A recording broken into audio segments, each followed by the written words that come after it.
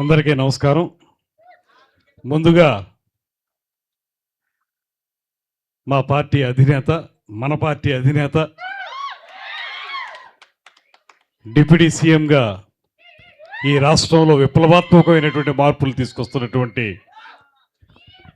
శ్రీ పవన్ కళ్యాణ్ గారు, ఆయన స్వయంగా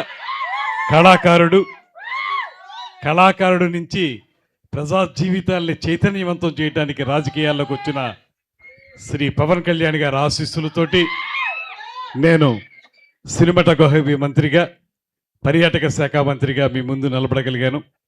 మా అందరి తరపున కూడా, ప్రభుత్వం తరపున, జనసేన పార్టీ తరపున కూడా చెన్నై లవ్ స్టోరీ అనేటువంటి సినిమా సూపర్ డూపర్ హిట్ కావాలని మనస్ఫూర్తిగా కోరుతా ఉన్నాను. ఈ వేదిక మీద ఉన్నటువంటి నిర్మాతలు, చిరకాల మిత్రులు ఎస్కేఎన్ గారు, సాయి రాజేష్ గారు, ఇప్పుడే మాట్లాడినటువంటి ధీరజ్ గారు, అదేవిధంగా మిత్రులు శ్రీ సందీప్ పంచకర్ల గారు, ముఖ్యంగా డిప్యూటీ స్పీకర్, సన్నిహిత మిత్రులు శ్రీ రఘురామకృష్ణరాజు గారు. ఈ సినిమాలో వారిద్దరికీ అన్నిటికంటే మించి ఈ సినిమాకి ఎంత ఉత్సాహాన్ని, ఉత్తేజాన్ని ఇస్తున్నటువంటి 50 మంది సినిమా అభిమానులందరికీ కూడా నమస్సుమాంజలి తెలియజేస్తా ఉన్నాను. పాటలు చూస్తుంటే చాలా మెలోడీ ప్రధానంగా ఉన్నటువంటి పాటలుగా కనబడుతున్నాయి. మణిశర్మ గారంటే మెలోడీ బ్రహ్మ అనేటువంటి ఒక పేరు ఉంది. ఒకప్పుడు తెలుగు రాష్ట్రాలని ఉర్రు తొలగించినటువంటి అనేక సినిమాలకి ఆయన సంగీత దర్శకత్వం వహించారు. అటువంటి మణిశర్మ గారి సంగీత దర్శకత్వంలో అనంత శ్రీరామ్ గారి సింగిల్ కార్డు తోటి ఈ సినిమాలో పాటలు రావడం జరిగింది.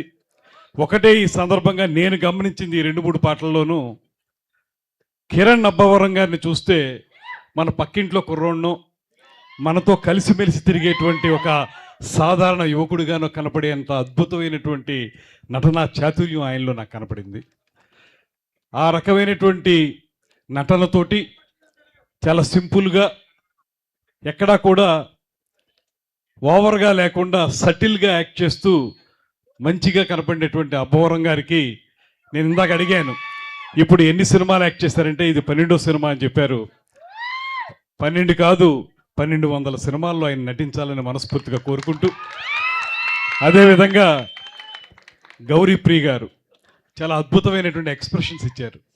ఆ పాటల్లో నేను చూసినప్పుడు సాధారణంగా సినిమా అనేటప్పటికి ఒకప్పుడుకి ఇప్పటికీ నటనలో చాలా తేడా వచ్చింది. ఒకప్పుడు ఎక్కువగా మనం హావభావాలు ప్రకటిస్తేనే నటనగా ఉండేది. ఇప్పుడు సటిల్గా యాక్ట్ చేయటం, తక్కువ మోతాదులో నటించటం, ఎంత అవసరమో అంతే నటించటం అనేటువంటిది ప్రధానంగా ఉన్నటువంటి సినిమాలు ఇప్పుడు వస్తూ ఉన్నాయి. అలాంటి ఒక న్యాచురల్గా తీసేటువంటి సినిమా ఈ సినిమాగా కనపడింది. అంత న్యాచురల్ ఎక్స్ప్రెషన్స్ ఇచ్చినటువంటి గౌరీప్రియ గారికి తెలుగు సినిమా రంగంలో మంచి భవిష్యత్తు ఉందనేటువంటి మాటను కూడా ఈ సందర్భంగా మనవి చేస్తూ, ఎస్కేఎన్ గారు కానీ, సాయి రాజేష్ గారు కానీ, అదేవిధంగా ధీరజ్ గారు కానీ, ఈ ముగ్గురు కూడా చాలా కష్టపడి పైకి వచ్చినటువంటి ఒక యువకులు. వీరు సినిమా తీయటం విషయంలో చాలామంది దగ్గర శుశ్రూష చేసి, వారందరి దగ్గర ఉన్నటువంటి అంశాలని నేర్చుకుని ఒక అద్భుతమైనటువంటి సినిమాలను తయారు చేయాలనేటువంటి ఆలోచనతో వారు చేసిన ప్రయత్నాలన్నీ కూడా ఇప్పటివరకు సఫలీకృతమయ్యాయి. కలర్ ఫోటో సినిమా నేను చూశాను. అసలు ఒక సాధారణమైన యువకుడు సినిమా హీరో అంటే కాదేమో అనిపించేగా ఉండేటువంటి ఒక డీగ్లామరైజ్డ్ పర్సన్ని ఒక అద్భుతమైనటువంటి పాత్రలో ఆ సినిమా హృదయానికి హత్తుకునే విధానం కూడా అద్భుతంగా ఉంటుంది. అలాంటి చక్కటి సినిమా తీసి వారి యొక్క టేస్ట్ని, ఈ నిర్మాతల యొక్క టేస్ట్ని మనకు చూపించారు. ఇప్పుడు చెన్నై లవ్ స్టోరీ కూడా వారి యొక్క అభిరుచికి తగ్గట్టుగానే తీశారు.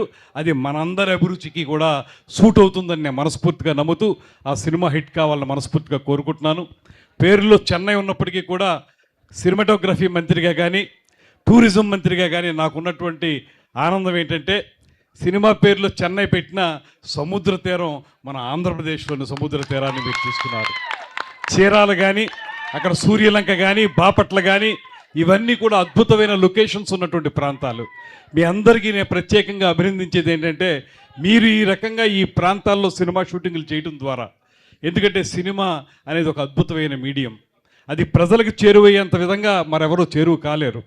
అందువల్ల సినిమాలో ఒక ప్రకృతి సౌందర్యాన్ని మీరు చూపించిన విధానం వల్ల ఎంతోమంది ఆ విషయాల పట్ల ఆకర్షితులై ఆ ప్రాంతానికి మీరు సందర్శకులుగా టూరిస్టులుగా రావడానికి అవకాశం దొరుకుతుంది కనుక మీరు ఆంధ్రప్రదేశ్ యొక్క అందాల్ని సెల్యులాయిడ్ మీద చూపించిన విధానానికి నేను ప్రత్యేకంగా మీకు అభినందనలు తెలియజేస్తూ మీరు చెప్పిన విధంగానే రాబోయే రోజుల్లో సింగిల్ విండో సిస్టంలో మీకు 100% కూడా ఏ రకమైన పర్మిషన్లు కావాలన్న సినిమా షూటింగ్లకి 100% కల్పించడానికి ఈ ప్రభుత్వం చంద్రబాబు నాయుడు గారు ఉప ముఖ్యమంత్రి పవన్ కళ్యాణ్ గారి నేతృత్వంలో 100% సహకరిస్తుందనేటువంటి మాటను కూడా మీ అందరికీ మనవి చేస్తూ అదేవిధంగా సినిమా రంగానికి సంబంధించిన మౌలిక సదుపాయాలు కూడా ఇక్కడ ఏర్పడాలి.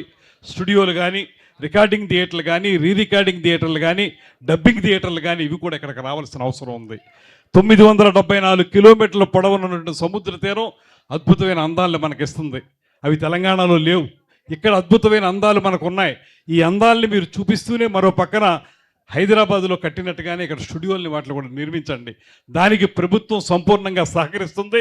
ఆంధ్రప్రదేశ్లో తెలుగు చలనచిత్ర పరిశ్రమ వేళ్ళునుకోవటానికి ఈ ప్రభుత్వం సంసిద్ధంగా ఉందనేటువంటి మాటను కూడా మీ అందరికీ మనవి చేస్తూ ఇలాంటి ఔత్సాహిక నిర్మాతలు, ఔత్సాహిక దర్శకులు, ఇప్పటికే మంచి పేరు తెచ్చుకున్నటువంటి వారు, జాతీయ అవార్డులు తెచ్చుకున్నటువంటి ఇలాంటి యువకులు మంచి సినిమాలు తీయడం ద్వారా, ఇలాంటి హీరోయిన్లు మంచి సినిమాల్లో యాక్ట్ చేయడం ద్వారా రాబోయే రోజుల్లో తెలుగు సినిమా ఖ్యాతిని మరింతగా విశ్వవిఖ్యాతం చేయాలని మనస్ఫూర్తిగా కోరుకుంటూ వారందరికీ శుభాభినందనలు తెలియజేస్తూ సెలవు తీసుకుంటున్నాను. నమస్కారం. జై Hind. Thank you sir. Thank you.